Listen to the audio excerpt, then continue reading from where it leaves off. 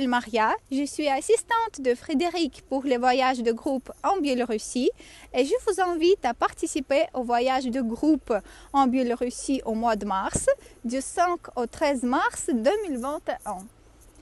Et je vous invite aussi à participer aux vidéos apéro avec des femmes biélorusses 2 fois par mois, le samedi, le soir à 18h30.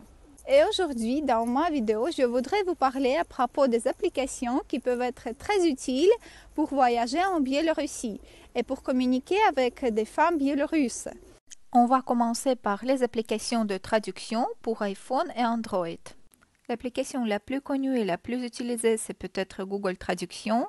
Si vous utilisez déjà cette application, n'oubliez pas à la mettre en jour, parce que maintenant on peut traduire le discours oral presque simultanément. Aussi, Google Traduction est pratique pour traduire des textes écrits. Une autre application que je vous conseille, c'est Say Hi.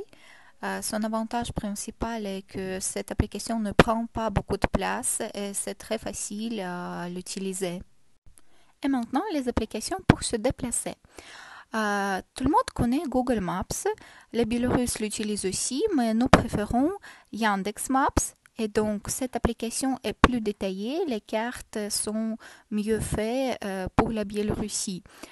Une autre application que je vous conseille, c'est Maps.me. L'avantage de cette application, que vous pouvez l'utiliser sans connexion. On peut télécharger les cartes d'une région ou d'un pays à l'avance et mettre les points que vous voulez visiter, par exemple. C'est aussi très pratique. Moi, j'utilise beaucoup cette application pour marquer des endroits que je veux visiter. Et si vous voulez avoir Wi-Fi gratuit pendant votre séjour, vous pouvez télécharger Wi-Fi Map. Cette application vous montre tous les réseaux publics pas loin de vous. Mais si vous voulez avoir le 4G tout le temps, vous pouvez acheter carte SIM Biélorusse. En Biélorussie, il y a 3 opérateurs principaux. Les forfaits sont presque les mêmes, donc vous pouvez choisir n'importe quel opérateur et acheter les cartes SIM. Pour se déplacer à Minsk, il est très pratique d'utiliser l'application Uber. En même temps, en Biélorussie, on utilise Yandex.Go. C'est presque la même chose que Uber. Vous pouvez télécharger les deux. Et maintenant, je vais vous expliquer quels messengers et quels réseaux sociaux sont les plus populaires pour se communiquer en Biélorussie. Chaque Biélorusse a Viber. Nous utilisons cette application pour écrire les textes le plus souvent. Aussi, presque chaque Biélorusse a Telegram.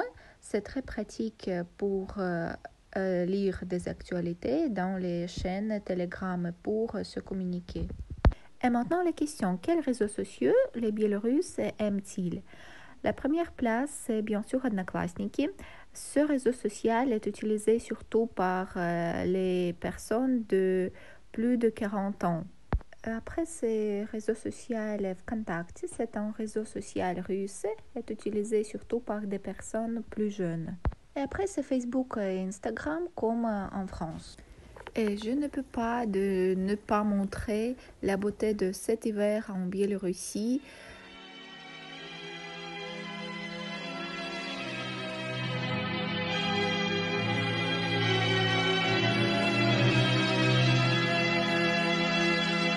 А у небе месяц более не светит, ой, за туманом стежка зникает, як вольным полем, ты новоколем, добрый молодца, сум разгоняет, ночка темная пришла, разболелась душа, а на сердце горит сон, только смуток, только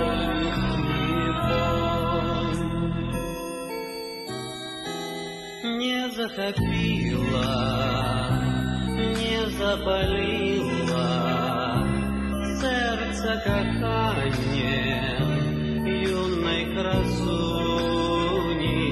Ой, не пришлися, ёй да сподобы, ружи карали. Merci beaucoup pour votre attention. Abonnez-vous à la chaîne YouTube Les femmes ukrainiennes et biélorusses pour suivre mes prochaines vidéos. Et si vous avez aimé ma vidéo, mettez la pouce bleu et je vous dis à très bientôt.